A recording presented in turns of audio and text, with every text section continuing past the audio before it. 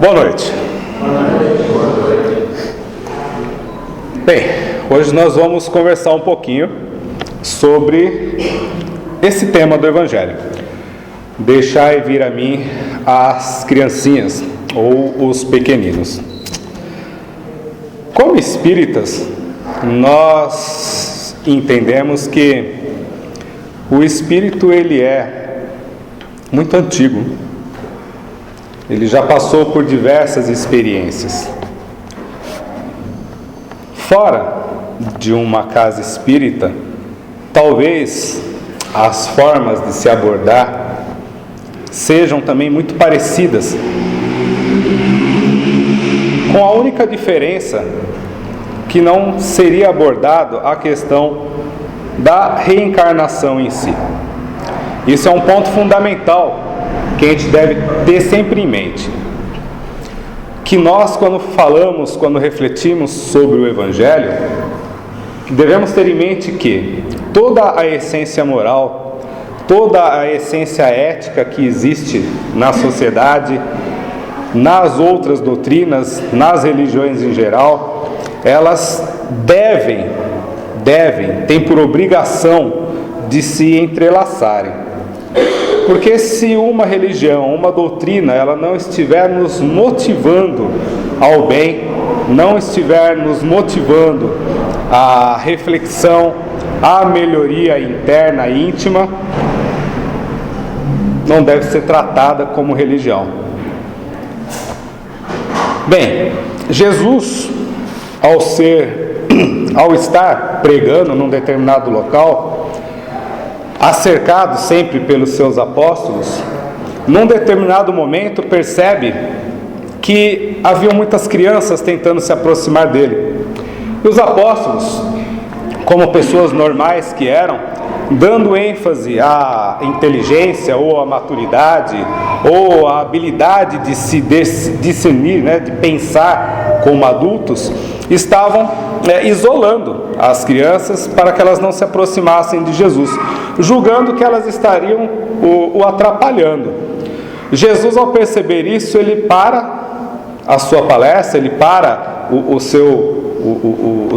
a sua tarefa daquele momento e diz aos apóstolos que não molestassem os pequeninos, que os deixassem seguir até ele, vir até ele, ir até ele, porque todo aquele que se assemelhasse a uma criança estaria apto a adentrar ao reino dos céus. Veja bem, não seria exatamente todo aquele que é uma criança, mas que se assemelhasse a uma criança, esses estariam sim aptos a se aproximar do reino dos céus. Bom, é fato que todos nós, sem exceção, desejamos ser pessoas melhores, não é? Alguém aqui deseja ser uma pessoa pior? Difícil, né? Eu concordo que existem pessoas em vários pontos de evolução que têm um determinado pensamento. Alguns julgam que esse ato ou essa maneira de se portar seja ruim, mas o proprietário de uma van escolar está estacionada na frente. Então, mas vamos pensar sobre a questão. Tudo que eu fizer, segundo o meu ponto de vista, é bom. Bom para mim. Porque tudo que eu fizer, eu vou estar procurando um bem para mim. Esse bem, esse bom, essa melhoria pode não ser bom para todo mundo, é claro. Mas um fato importante é que nós nunca vamos buscar fazer algo que esteja nos prejudicando. Apesar de muitas vezes estar nos prejudicando, não é assim que nós acreditamos. Pois, se acreditássemos que o que fazemos está sendo ruim para nós mesmos, esquecendo os outros, nós não o faríamos. Está errado essa maneira de pensar? Uma pessoa que é avarenta, vamos dar um exemplo. Ela se preocupa muito com o quê? Arrecadar dinheiro, ganhar cada vez mais. Para isso, muitas vezes, ela não está interessada em como ela vai conseguir fazer isso. ela pode passar por cima da humanidade, contanto que ela consiga atingir seu objetivo, que é aumentar a sua fortuna e reter cada vez mais. Para ela isso é bom, ou não é? É bom. Uma pessoa que tem desejos sexuais fora do normal, apesar da prática da pedofilia, do estupro, do que quer que seja praticado na sociedade, e nós estivermos numa posição de julgamento, para essa pessoa é bom. Ela está satisfazendo um desejo dela, ela quer, ela acredita que isso é o melhor, porque se ela não acreditasse nisso, ela não estaria fazendo. E assim por diante. A gente poderia passar a noite aqui citando vícios, tá? E todos esses vícios seriam comprovadamente tidos como benéficos para aquele que o pratica. Não há dúvida com relação a isso. Por um outro lado, quando isso começa a nos prejudicar, nós temos dois caminhos: mudar o nosso conceito, mudar o nosso modo de agir, ou continuar. Se continuarmos no mesmo processo, com a mesma mentalidade, fatalmente isso vai deixar de ser bom, porque vai haver uma retaliação da sociedade. Aí a coisa já não começa a ser tão benéfica. Então a pessoa ela tem a opção de sofrer constantemente por seu próprio desejo, ou abrir mão e renovar as atitudes. Isso acontece em campos menores. Isso acontece em campos muito, muito menores. E vamos tentar fazer um exemplo. Pessoas orgulhosas. Aqui ninguém é orgulhoso, ninguém passa por isso. Ninguém passa por esse problema. Porque se passasse, saberia do que eu estou falando. Tá rindo, né? Perfeito. Pessoas vaidosas. Pessoas arrogantes ao extremo, pessoas que sofrem demais por qualquer coisa que aconteça na vida, são todos atributos de alguém que naquele momento, mesmo sofrendo, ela acredita que isso é o melhor para ela. É paradoxo isso, porque a gente sabe que de uma certa forma está fazendo mal, mas as pessoas continuam sofrendo pelos mesmos motivos. Mas o orgulho não traz sofrimento. Mentira, traz muito. A maledicência traz sofrimento? Traz. A vaidade traz sofrimento? Traz. Pode não trazer até a pessoa não entender o que está acontecendo. Mas quando ela começa a perceber as percas que estão acontecendo no caminho, no teu caminho de vida, no caminho social, ela vai começar a dar uma valorização para esse defeito. Então Jesus ele falava assim: deixai vir a mim os pequeninos, porque deles é o reino de Deus. Por que os pequeninos? Qual a necessidade da reencarnação? Nós, quando adentramos novamente a vida física, nós temos a dádiva, o benefício do esquecimento de outras vidas. Isso é um fato. Isso é comprovado mediunicamente através dos atendimentos. Cientificamente é comprovado. As pessoas falam, mas pesquisadores intensamente catalogaram, verificaram situações de crianças. Hernani Guimarães de Andrade foi um deles. Parapsicologia. Vamos sair de dentro da doutrina espírita e vamos para a parapsicologia um pouco. O Hernani Guimarães ele metodizou os processos através da análise de crianças e até adultos que relembravam de determinadas coisas. Através dessa lembrança, Hernani Guimarães ele ia, olha o que é o interesse científico da coisa. Nós poderíamos falar assim: essa pessoa é louca, ele é maluco, ele está tendo devaneios, está imaginando coisas, e colocam situações e cenas como se fossem de outras existências. Hernani Guimarães foi atrás dos endereços, das situações, dos locais falados, e, cruzando as informações que foram coletadas, foi catalogando a verdade de tudo que foi falado, de pessoas em épocas diferentes, em meios sociais diferentes, com culturas diferentes. Então, mesmo que a ciência materialista não aceite, existem comprovações bem estabelecidas e organizadas a respeito disso. Não se trata apenas de coincidência. Então Jesus ele nos traz essa questão do renascimento, do voltar a ser criança de novo. Para quê? Reaprender. Pois é. Porém, nós falamos que é a dádiva do esquecimento das nossas personalidades anteriores, do que nós fomos.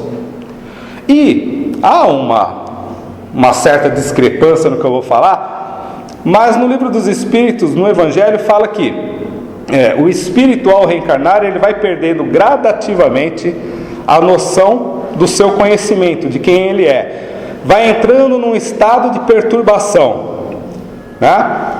Como é que eu posso? Eu vi aqui, ficou na dúvida, né? Como é que eu posso exemplificar isso? Eu vou apelar um pouco no exemplo, tá? Alguém aqui já bebeu de ficar muito bêbado? Não precisa ficar com vergonha, não. Eu já bebi bastante também. Calma.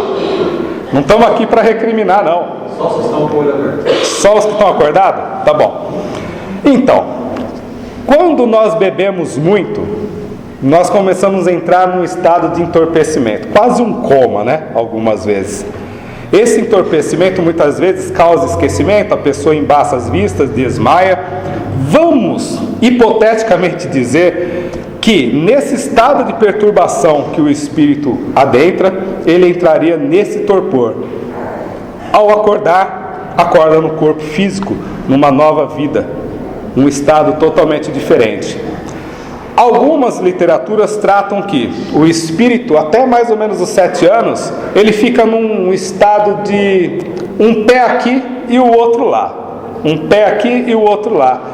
Onde a emancipação do espírito, a emancipação da alma, ela é muito mais fácil, muito mais prática. Né? E com isso, o espírito tem uma lucidez um pouco maior da sua personalidade anterior. E isso vocês vão ver que é interessante, porque ele é retratado para quem já cuidou de crianças, para quem já foi pai e para quem não é ainda, observem bastante, porque ao desenvolver a criança, o pai e a mãe, mais a mãe do que o pai, né, porque tem um contato muito maior, passa a doar muito carinho, muito amor, passa a ensinar essa criança as coisas mais básicas, né? A andar, a abraçar, a fazer um carinho, enfim, todas as necessidades dessa criança são nutridas e ensinadas pela mãe. Ou seja, ela está reprogramando esse ser novamente, para que quando ele começar a adentrar novamente, ou totalmente no corpo físico, na vida física, ele possa ter uma nova base emocional, ele possa ter uma nova estrutura emocional que possa conflitar com a sua personalidade anterior e que essas bases, estando bem consolidadas, bem seguras, vão fazer com que haja um choque. Espera aí. Inconscientemente a criança vai começar a sentir, ela não vai exatamente refletir, mas ela vai sentir, eu tenho raiva, ela sente raiva, e ela expressa isso no dia a dia.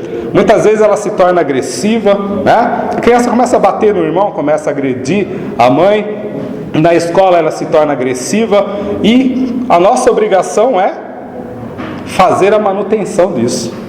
Não achar bonitinho, meu filho não leva desaforo para casa, que bonito. Um ledo engano, porque na realidade estamos criando monstros no futuro.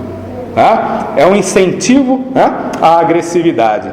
Então o espírito ele começa a readquirir a sua personalidade, mais ou menos a partir dos 7 anos. E nesse momento ele começa a ter o conflito com o que já aprendeu na sua primeira infância. Ou seja, nós pais temos uma responsabilidade direta sobre o modo como reprogramamos os nossos filhos. Tudo bem, algumas pessoas vão falar, mas meu pai só me batia, minha mãe só me jogava para o lado. Isso é uma outra questão, que nós não vamos totalmente entrar no mérito agora. Mas muitas vezes o Espírito precisa também passar por provas dessa maneira. Para quê? Para que ele consiga, fortalecer dentro de si aquilo que ele se propôs no plano espiritual. Ele precisa deixar de lado um velho hábito através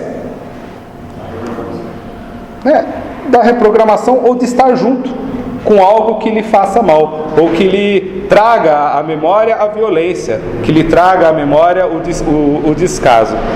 Então nós temos a total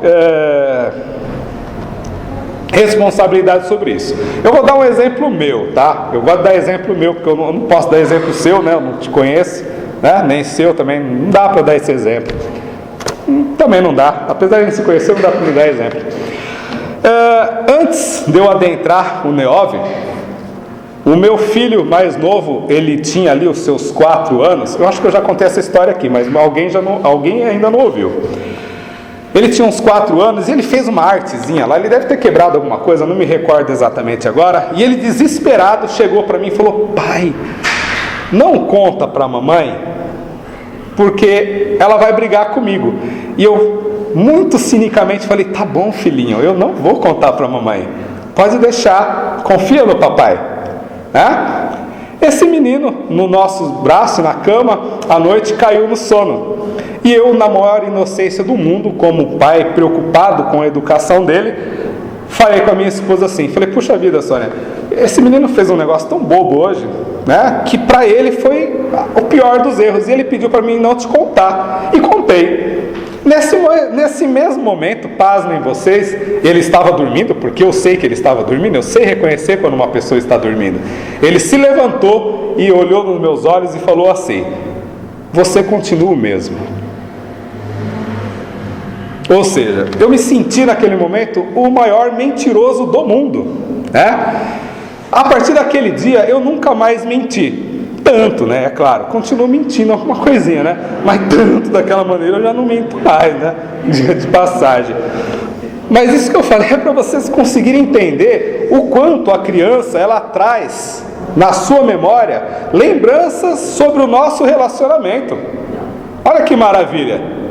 A responsabilidade que nós temos, além de reprogramar a mente dessa criança, as suas ações, nós temos a responsabilidade de mostrar para ela que nós também mudamos alguma coisa. Aí nós vamos começar a entender por que tantas desavenças familiares, por que tantos enroscos, brigas entre pais, entre filhos, entre irmãos, aquele inferno que todo mundo conhece dentro de casa, mas que são contornáveis, graças a Deus, devido ao núcleo familiar. Então, quando Jesus falava: deixe vir a mim as criancinhas, ele não queria a falsidade, a hipocrisia, ou seja, pessoas que se colocassem numa falsa humildade e fossem até o mestre, ou fossem até qualquer outro lugar, outra cidade, pregar algo que ainda não estava sentindo. Jesus queria que as pessoas se colocassem, ou pelo menos começassem a se observar como crianças. Para nós hoje nos colocarmos como crianças, o que nós deveríamos fazer? Uns 2 chutes só eu aceito. Começar a aprender. Começar a reaprender. Não precisa mais de nenhum chute. É começar a reaprender. Só que para a gente reaprender aquilo que nós já estamos habituados, nós precisamos exercitar a humildade. Nós precisamos deixar de lado tudo aquilo que nós possuímos, ouvir as pessoas e falar: puxa vida, vale a pena arriscar, vale a pena ter um esforço próprio, apostar no que pode acontecer adiante. É normal hoje, todos nós que estamos no mercado de trabalho ou que estamos na vida, reclamar que as coisas são repetitivas, não é? As coisas acontecem sempre igual, eu perco a hora todo dia para ir para o trabalho, eu perco o emprego a cada 6 meses ou menos, Eu vivo batendo carro. Bom, enfim, existem muitas coisas por aí que a gente poderia citar. Mas a grande questão que existe por trás disso é: nós fazemos algo diferente para ter resultados diferentes? Não. A gente quer milagre, né? A gente quer que as coisas sejam em estado de graça, que caiam do céu. Olha, eu quero que meu pai me ame, eu quero que meu filho me ame, eu quero que o meu chefe não me mande mais embora. Meus chefes, né? Um chefe não manda embora 2 vezes, né? Diga-se de passagem. Às vezes sim, né? Mas, peraí, o que eu estou fazendo para que isso não aconteça? Eu estou sendo uma pessoa mais organizada, eu estou sendo uma pessoa que respeita mais a velocidade no trânsito, eu estou sendo uma pessoa que compartilha as minhas experiências em trabalho, divide informações, acata ordens, reconhece uma hierarquia. Eu sou uma pessoa que dentro de casa eu sou autoritária ao extremo, ou eu dou liberdade para que todos possam falar, agir. Eu sou uma pessoa que assume responsabilidades alheias como um fardo muito pesado, e vivemos reclamando por causa disso que todas as pessoas nos procuram como se nós fôssemos a tábua de salvação? Claro, se não mudarmos esses padrões, as coisas continuarão se repetindo. E Jesus apregoava isso. O reino dos céus é daquele que se assemelhar a uma criança, que voltar novamente, mesmo já no estado de adulto, já na maturidade, que voltar a refletir sobre si mesmo, averiguar qual a sua característica, aquela que mais atrapalha no seu dia a dia, no seu desenvolvimento com as pessoas, e reprogramar isso. Vocês acham que é fácil? Tá. Vamos fazer um testezinho rápido. Vamos fechar o olho todo mundo. Eu vou ficar aqui olhando para ver se vocês não estão me enganando, tá? Mas se não quiser fechar também não precisa não. Brincadeira. Quero que vocês pensem de verdade, com muita sinceridade, no seu principal defeito, naquilo que vocês reconhecem que a todo momento, instintivamente ele aflora e nos causa perturbação, que nos atrapalha de alguma forma.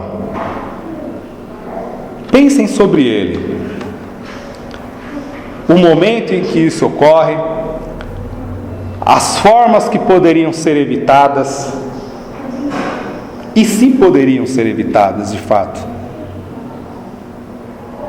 Mas é para pensar só num, tá, gente? Que o tempo é pequeno. Agora tá bom, podem abrir os olhos, tá? Deve ter passado 1 milhão de coisas na mente agora, né? Mas o fato é que um, em especial, que nós sabemos que somos possuidores de muitos defeitos, mas um em especial, normalmente ele nos atrapalha de uma forma muito peculiar. Eu costumo dizer para as pessoas o seguinte: as experiências, elas acontecem de acordo com o que nós demonstramos para as pessoas. Então vamos falar sobre raiva? Vamos falar sobre raiva? Eu não estou aqui para falar de amor hoje não, tá? Vim aqui só para falar de coisa ruim, que é para a gente refletir. Vamos falar de raiva. Se eu causar raiva a você, se ele causar raiva a você, se ele causar raiva a você, se 10 pessoas lá atrás causar raiva a você, não são eles que te causam raiva, é você mesmo. Se uma pessoa ela é maledicente, ela adora criar situações para fazer uma fofoquinha, né? Não são as pessoas que dão essa oportunidade para ela, porque cada um vive a sua vida conforme pode e sabe, tentando melhorar a cada dia. Mas é ela mesma que busca o tempo todo a motivação, né, para manter o seu vício. Só que isso, apesar de estar parecendo benéfico, apesar de estar saciando uma necessidade, vai começar a causar transtorno, vai causar sofrimento no futuro.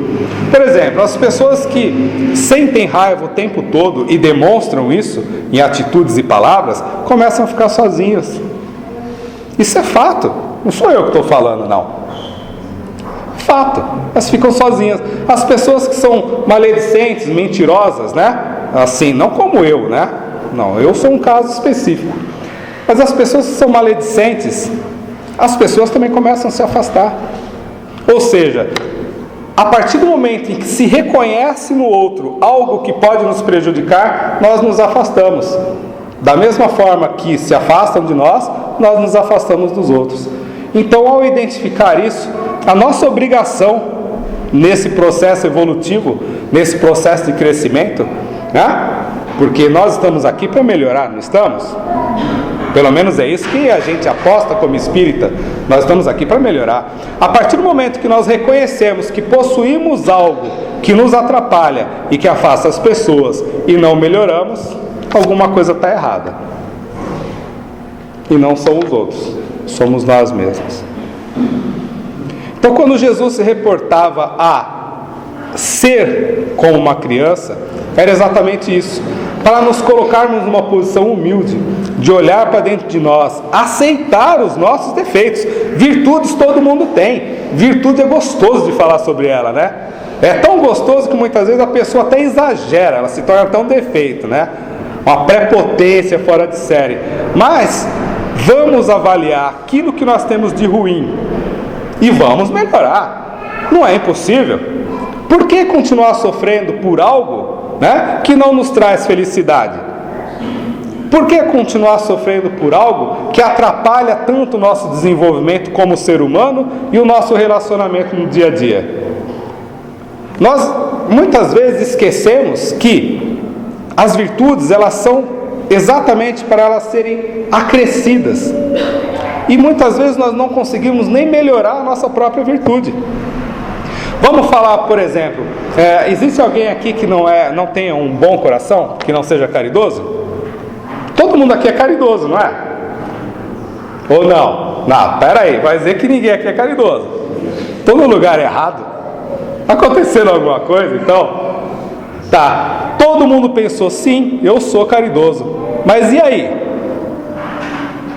Respondam para si mesmo. Estão sendo realmente caridosos? O José Carlos me fez pensar numa pergunta agora na entrada. Nós estamos realmente indo até Jesus como crianças? Não estamos, de forma alguma. Isso não está na programação, obrigado, tá? Então, um cara legal. Não estamos indo, não. Nós continuamos arrogantes, nós continuamos olhando para o nosso próprio umbigo, nós continuamos gastando desnecessariamente, né? O nosso excesso não é compartilhado. Quando é compartilhado são coisas que não nos interessam mais. Infelizmente a coisa anda dessa forma. Se todos nós nos uníssemos de verdade e exercitássemos as nossas qualidades, com certeza o nosso mundo seria melhor.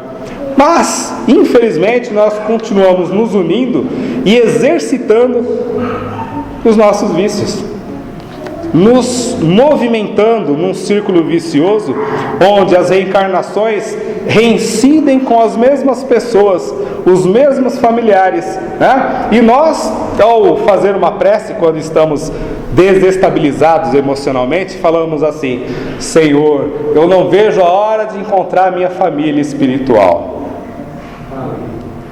Que azar, né? Porque ela já está junto. Ela já está junto. Nós não reconhecemos, esquecemos todos os acordos feitos na espiritualidade, e ao adentrar novamente a vida, né, começamos a reincidir nos mesmos erros.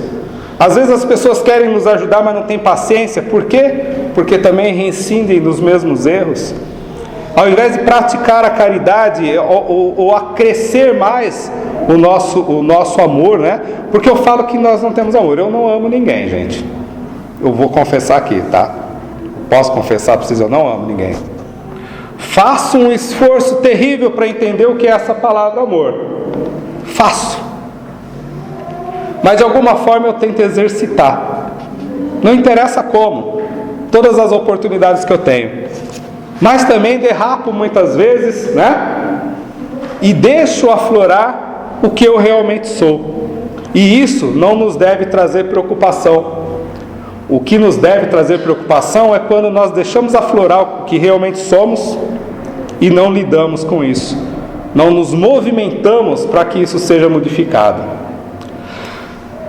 Há 7 anos atrás, quando eu comecei os cursos no NEOV, essa eu gosto de contar também, né?